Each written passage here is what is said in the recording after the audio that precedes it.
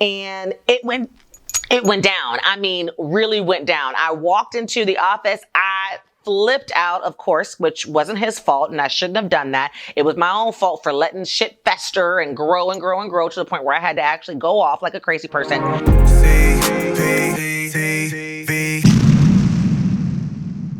Hey there, my loves. Welcome back to my channel and CPTV, the place for current and aspiring entrepreneurs who want to start and or grow their businesses and passions in order to experience the true financial decision-making and lifestyle freedom of entrepreneurship.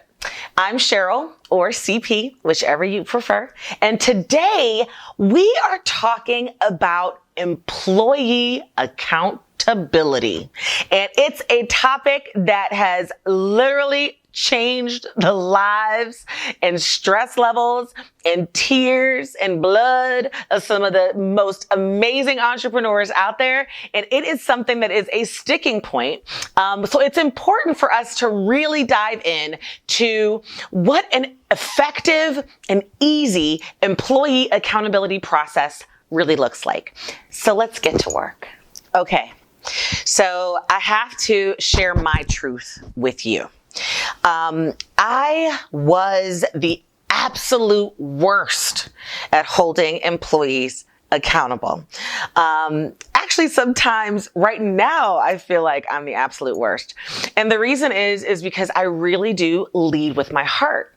And I've always been involved in a small business. You know, I've always had a small business, had a small team, and I've always grown my businesses based off of personal connections with people. I'm an empath, so I really do absorb other people's energies. I am genuinely concerned about my employees and their lives. And I can tell you that on the scale of 1 to 10, 80 to 90% of my employees that I've had over the years have been more like family on a scale from 1 to 10, like a 9 or an 8.5 than even like, you know, employees. I mean, they've come to my home. I have parties they are invited. I've had Thanksgiving dinners where sitting around the table, it was my entire staff along with my family. And so when you add all of that personal connection, all those feelings, all that love into the mix, it really typically makes accountability very, very difficult. But it also impacts you because when someone is doing things, they've got poor performance or their behaviors are driving you crazy from a business ownership and a leadership perspective, you also feel a different level of resentment. You know what I'm saying? Like you are hurt, you are devastated, you are upset. And in looking back in my career, in one of my businesses, I had the worst employee accountability experience that taught me the biggest lesson around why it's so important to have a true employee accountability process and really helped me shape the process that I'm getting ready to share with you guys right now. So the story was really, really messed up. I had an employee and he honestly was probably a little crazy. He was kind of that guy who liked to be in everybody else's business. He liked to gossip about everybody else. He also needed to feel a certain sense of power in the organization. And because he was really very much so like my right-hand person, I empowered him to feel that way. So he was kind of like walking around like, you know, my shit don't stink. And from time to time, his performance was truly affected by his attitude. Quite frankly, I would put him in the category of just being downright lazy. You know, one of those people who just cuts corners to find the easy way to do everything. And he wasn't hitting his numbers and wasn't hitting his metrics. And so for a long period of time, I just continually let it slide, right? I didn't really address it. I would like hint around to getting improvement. And the opposite, I tried to create all kinds of incentives and motivations to really get him to do his job. And so the shit all hit the fan one day when we had a complete knockout, drag out fight because he was in such a comfortable space knowing that I was never going to hold him accountable for the stuff that he was doing, that he just blatantly went out of his way to be insubordinate, to be rude, and to be overly assertive towards me as if my level of leadership being his boss did not outweigh the fact that I had always treated him like a friend. And that was really kind of punch me in the face that it was my bad. And I gave him that perception that it was okay to treat me like shit, even though I was his boss. And so there came a time where I had to ultimately check his ass. And it went down. I mean, really went down. I walked into the office. I flipped out, of course, which wasn't his fault, and I shouldn't have done that. It was my own fault for letting shit fester and grow and grow and grow to the point where I had to actually go off like a crazy person and told him to get his shit and get out of my office and out of my place of employment. And I'm not going to really get into any more of it to make the long story short, but I had all kinds of consequences and ramifications behind it because he was dating someone that worked for me I didn't even know about. I mean, he was just running rampant, and I failed to appropriately hold him accountable throughout the entire process. And so it ended in this big, embarrassing knockout, drag out, I will never do this shit again lesson for CP. So here's the process that I ultimately implemented from that point on to eradicate that, but still allow me to have that personal connection with my employees so that we can move forward with an amazing team culture and organizational environment. So here are the steps to the employee accountability process that I've implemented over the years and that I recommend that you implement in your business. And I want you to realize that step one is really important. And if you don't do any kind of employee accountability process, you are actually doing a disservice to your team. So it's really important for you to implement this. And step one is establishing the rules and the expectations. That's the first step. Now, oftentimes this can be wrapped into a workplace code of conduct, the employee handbook, policies. It should all be included in your new hire recruiting and onboarding process.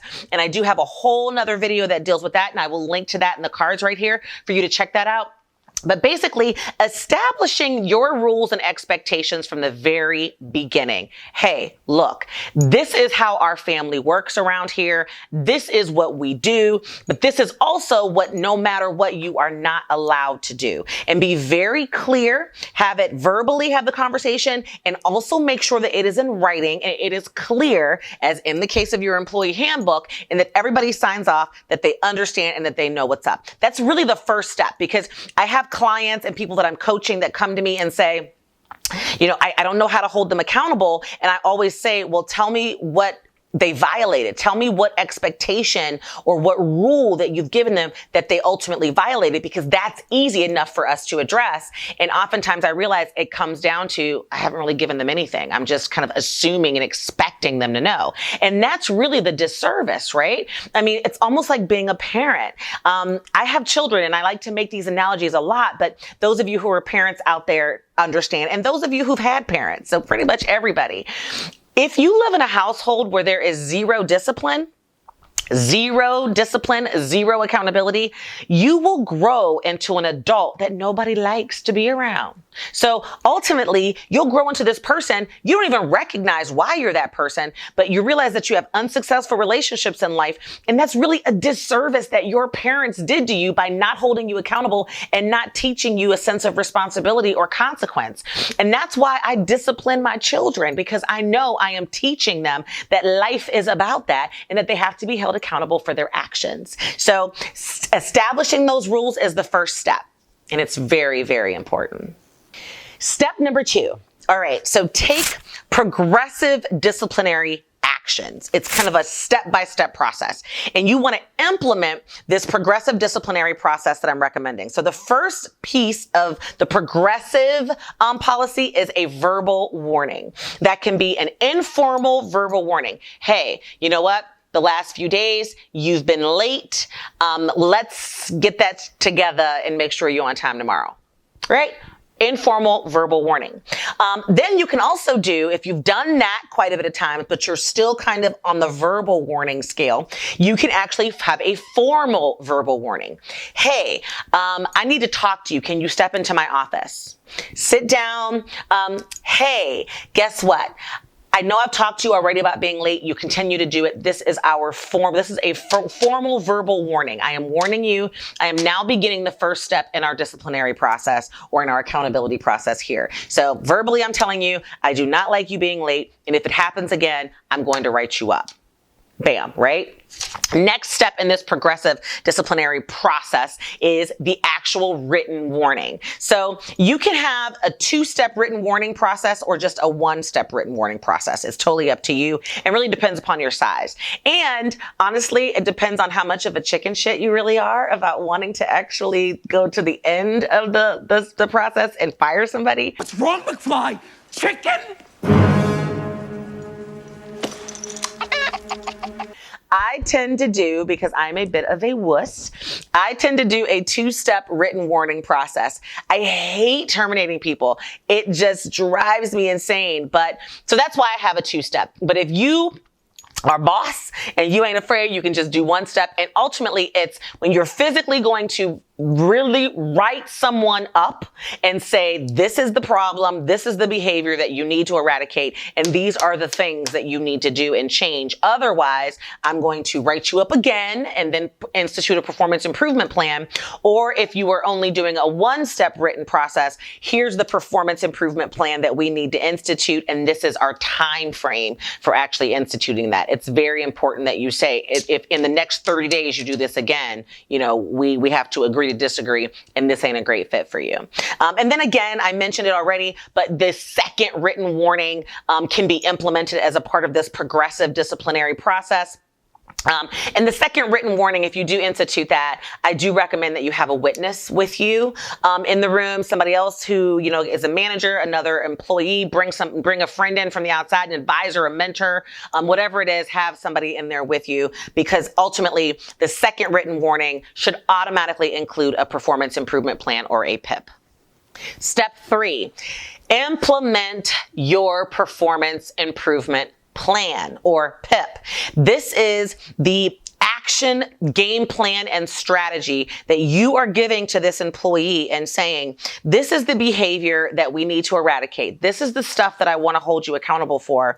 And these are the things that we need to do together in order to change and improve your performance. You agree to do these things. I'm agreeing to support you in doing these things. And if at the end of this 30-day or 45-day or 60-day or 90-day process, this performance improvement plan has not been successfully implemented, then you and I will agree that this is not the best fit for you and that I will help you find employment elsewhere, because another career might be in order, right? What would you say you do here?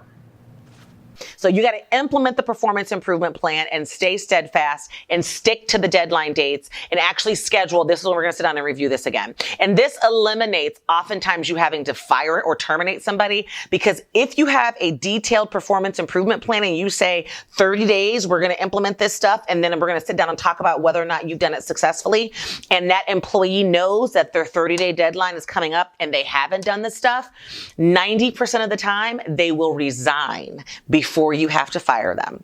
So it's a win-win. When somebody resigns, you don't got to deal with the emotional stress. You don't got to deal with the guilt. And most importantly, you ain't got to deal with the unemployment, y'all. So that's ultimately the goal of that PIP.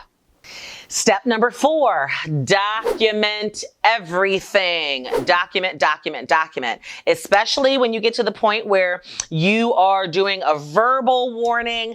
Even though you're verbally telling them, you still want to go back to your office and document that you gave them a verbal warning.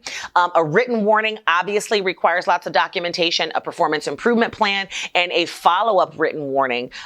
Also, it requires documentation. Anytime you have implemented this accountability process for any member of your team or as an employee, you want the whole thing to be documented. That's important, because if you don't have documentation, you are not going to be protected in the future.